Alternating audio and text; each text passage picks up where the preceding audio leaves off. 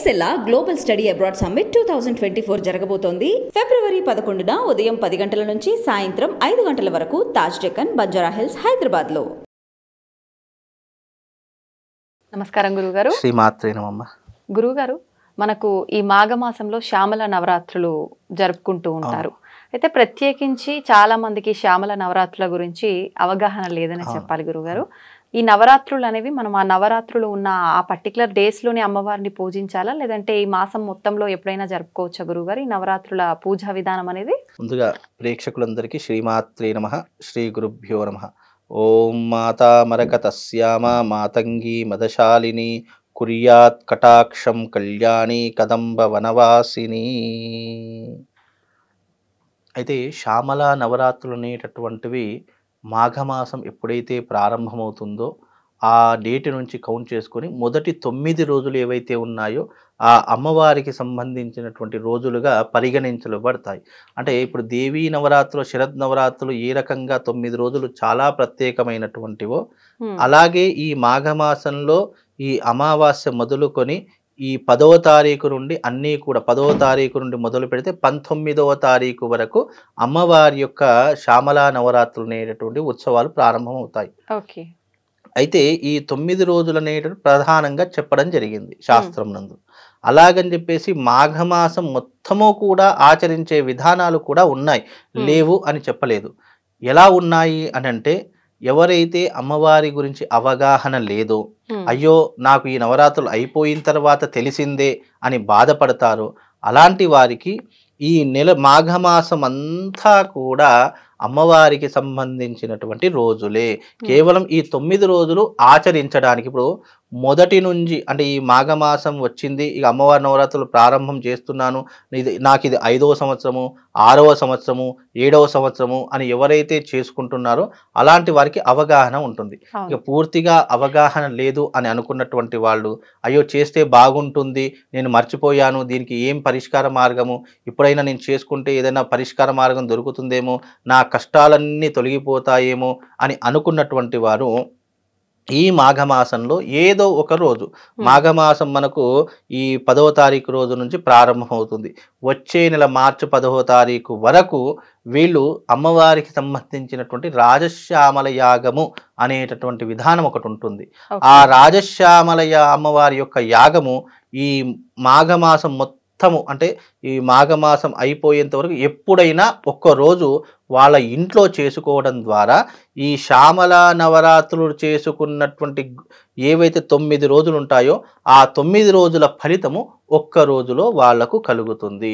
అంత విశేషమైనటువంటిది యాగం యొక్క విశిష్టత. ఈ రాజశ్యామల అమ్మవారి యొక్క యాగం అనేటటువంటిది ఎవరు చేసుకుంటారు అంటే, రాజకీయ నాయకులు, సినిమా ఇండస్ట్రీలో ఉన్నటువంటి వాళ్ళు, వ్యాపార రంగంలో ఉన్నటువంటి వాళ్ళు, ఉన్నతమైనటువంటి అధికారం పొందాలి అని అనుకునేటటువంటి వారు, ఉద్యోగంలో హై పొజిషన్కి రావాలి అని అనుకునేటటువంటి వాళ్ళు, వీళ్ళందరూ కూడా ఇలాంటి యాగాన్ని చేసుకోవడం ద్వారా ఇప్పుడు రాజశ్యామల అమ్మవారు అంటే ఎవరో కాదు, సరస్వతీదేవి యొక్క అవతారమే శ్యామల అమ్మవారు. అందుకే ఆ అమ్మవారి యొక్క చేతిలో వీణ అనేటటువంటిది కనిపిస్తూ ఉంటుంది. మనకు వీణ ఇద్దరి చేతిలోనే కనిపిస్తుంది. ఒకటి శ్యామల అమ్మవారి చేతిలో, రెండోది సరస్వతి అమ్మవారి యొక్క చేతిలో. సరస్వతి యొక్క అమ్మవారి యొక్క ప్రతిరూపమే శ్యామల అమ్మవారు. ఆ అమ్మవారిని మాతంగి అని పిలుస్తూ ఉంటారు, శ్యామల అని పిలుస్తూ ఉంటారు, రాజశ్యామల అని పిలుస్తుంటారు. అలాగే చిన్న పిల్లలు ఉంటూ ఉంటారు.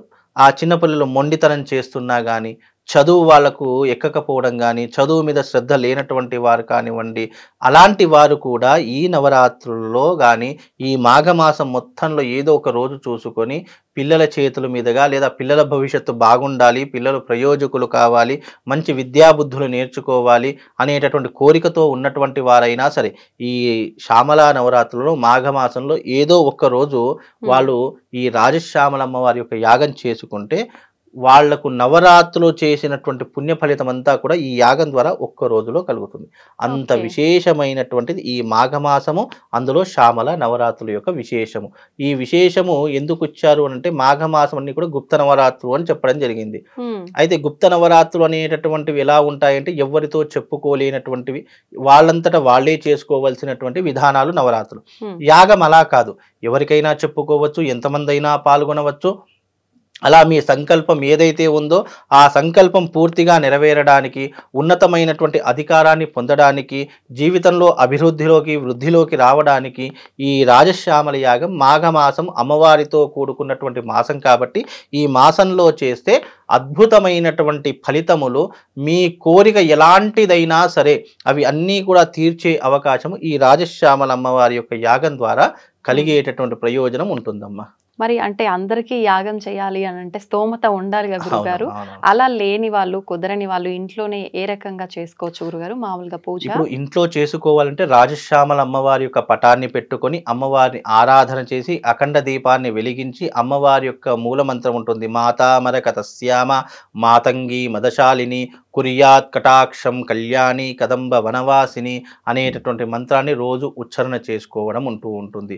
అలాగే మాణిక్య వీణాం ముఫలాలయంతీం మదాలసాం మంజుల వాగ్విలాసాం మాహేంద్ర నీలద్యుతికోమలాంగిం మాతంగ కన్యాం మనసా స్మరామి చతుర్భుజే చంద్రకళావతంసే కుచోన్నతే కుంకుమరాగశోణే పుండ్రేక్షుపాశాంకుశపుష్పభానహస్తే నమస్తే నమస్తే జగదైకమాతః అనేటటువంటి మంత్రాన్ని, ఇలాంటి అమ్మవారికి సంబంధించి ఎన్నో మంత్రాలు ఉంటాయి. వాటితో వాళ్ళు పూజ చేసుకున్న వాళ్లకు ఆ పరిపూర్ణమైనటువంటి అమ్మవారి యొక్క కటాక్షము తప్పకుండా వాళ్ళకు కలుగుతుంది. ఇది స్తోమత ఉంటే గనక యాగం చేసుకోవాలి. ఇక మాకు స్తోమత లేదండి, మేము అంత పెట్టుకోలేమంటే ఈ రకంగా అమ్మవారి యొక్క ఫోటోని పెట్టుకొని చిత్రపటాన్ని పెట్టుకొని అఖండ దీపాన్ని వెలిగించి కలశం పెట్టుకొని అమ్మవారిని ఆరాధన చేసుకుంటూ అమ్మవారి యొక్క మంత్రాన్ని చెప్పుకుంటూ అమ్మవారి దగ్గర పూజ చేసే షోడశోపచారం ఉంటుంది. ఆచమన్యం, తర్వాత సంకల్పము, గణపతి పూజ, కలశ పూజ, గౌరీ పూజ ఇవన్నీ చేసి అమ్మవారి యొక్క అఖండ దీపానికి పూజ చేసేసి అమ్మవారి యొక్క ధ్యానం చేసుకున్న వాళ్ళకు ఎనలేని సిరి సంపదలు, అఖండ ఐశ్వర్యాలు ఆ తల్లి ఎప్పటికీ కూడా ఇస్తుందమ్మా. అంత విశేషమైనటువంటిది ఈ రాజశ్యామల అమ్మవారి యొక్క యాగము కనుక ఈ రకంగా చేసుకున్న వాళ్ళకు పరిపూర్ణమైనటువంటి అమ్మవారి యొక్క అనుగ్రహం కలుగుతుందమ్మా. అయితే గురువు గారు, ఈ అంటే నవరాత్రులకు సంబంధించిన ఈ పూజా విధానం అంతా మనం అంటే ప్రత్యేకించి సూర్య అస్తమయం తర్వాత చేసుకోవాలి అని అంటుంటారు, అది నిజమేనా గురువు గారు? వాస్తవమేమా, ఎందుకంటే ఈ నవరాత్రులు, అంటే 9 రోజులు, రాత్రులు అంటే రాత్రిపూట ఆచరించేటటువంటి విధానం. కానీ నిజానికైతే ఉదయకాలము దీపారాధన, మామూలుగా సంకల్పము, మామూలుగా ధూపదీప నైవేద్యాలు పెట్టేసేసి నమస్కారం చేసుకున్నా సరిపోతుంది. కానీ అమ్మవారి యొక్క పూజా విధానం రాత్రి అనేటువంటి ప్రధానమైనటువంటి విధానము. రాత్రిపూట షోడశోపచార పూజ, అభిషేకము, అర్చన, అష్టోత్తరము, ధూపదీప నైవేద్యాలు, అమ్మవారికి అదే రకంగా ఆచరించవలసినటువంటి విధానాలు ఇవి ఎన్నో రకాలుగా చెప్పడం జరిగింది. కాబట్టి ఇవి నియమనిష్టలతో కూడుకున్నటువంటి విధానాలు. ఇవన్నీ కూడా పర్టికులర్గా కొన్ని నియమాల రూపకంగానే ఆచరణ చేసుకోవాలని సనాతన ధర్మం చెప్పింది. నియమాలు తెలవలేనటువంటి వారు, అసలు ఈ పూజా విధానాన్ని ఏ రకంగా చేయాలో తెలియనటువంటి వాళ్ళు ఒక బ్రాహ్మణినో అర్చకున్నో సంప్రదించి ఏ రకంగా చేసుకోవాలి, లేదా వీలుంటే అలాంటి అర్చకుడిని ఇంటి దగ్గర పిలిపించుకొని ఆ అర్చకుడి ద్వారా ఈ యొక్క పూజా విధానాన్ని చేసుకున్న ఆ ప్రతిఫలం అనేటటువంటిది పరిపూర్ణంగా వాళ్ళకు దొరుకుతుంది. తెలియనటువంటి సమయంలో గురువునో అర్చకున్నో పూజారినో సంప్రదించి చేసుకొని ఈ యొక్క విధానాన్ని అలవాటు చేసుకుంటే విధానాలన్నీ వాళ్ళు చెప్తారు. ఇంకోటి ఏంటంటే దీని ప్రాంతీయాన్ని బట్టి, అలాగే ఊరిని బట్టి, గ్రామాన్ని బట్టి ఆచారాలు కూడా మారుతూ ఉంటాయి. ఇప్పుడు మనం చేస్తున్నటువంటి ఆచారాలు కొంతమందికి తెలియకపోవచ్చు, వాళ్ళు చేస్తున్నటువంటి ఆచారాలు మాలాంటి వాళ్ళకి తెలియకపోవచ్చు. ఇలా ఆచారాలు అంటే ఊరిని బట్టి, ప్రాంతాన్ని బట్టి ఆచారాలు కూడా మారుతూ ఉంటాయి. కాబట్టి ఎవరు ఎక్కడ చేయించుకోవాలో వాళ్ళు అక్కడ ఉన్నటువంటి వాళ్ళని సంప్రదించాలి. విధి విధానంగా శాస్త్రోక్తంగా ఎక్కడ ఎలా, ఏ ఊరైనా సరే ఎలా చేయాలి అనేటటువంటిది కావాలి అంటే మాలాంటి వాళ్ళని సంప్రదిస్తే ఎక్కడైనా సరే ఆచారం అనేది ఒకటి ఉంటుంది. కానీ వాళ్ళకి తెలియకపోవడం ద్వారానో, లేదా దీని మీద అవగాహన లేనటువంటి వారు ఇక వాళ్ళు ఇష్టం వచ్చినట్టు చేస్తారు. దానికి మనం ఏం తప్పు పట్టడానికి లేదు. ఎందుకంటే అమ్మవారికి కావాల్సిన భక్తి, శ్రద్ధ, నియమము అలాంటివి వాళ్ళకు ఉన్నాయి కాబట్టి దాని ద్వారా వాళ్ళు ముందుకు వెళ్ళిపోయే అవకాశం ఉంటుంది. ఇక నియమనిష్టలు కావాలి, విధి విధానంతో మనకు అన్ని రకాలుగా వసతులు కావాలి, అమ్మవారి యొక్క సంపూర్ణ అనుగ్రహం కావాలి అంటే తెలిసినటువంటి అర్చకుడిని సంప్రదించాలి. తెలిసినటువంటి గురువుని, ఉపాసించేటటువంటి గురువుని సంప్రదిస్తే గనక దాని యొక్క అనుగ్రహము చాలా యూనివర్సల్గా ఉంటుంది, చాలా ఉత్కృష్టంగా ఉంటుంది, మనిషిని అదే రకంగా కాపాడుతూ ఉంటుందమ్మా. చాలా చక్కటి విషయాలు తెలియజేశారు గురుగారు. Thank you. శ్రీమాత్రే నమః.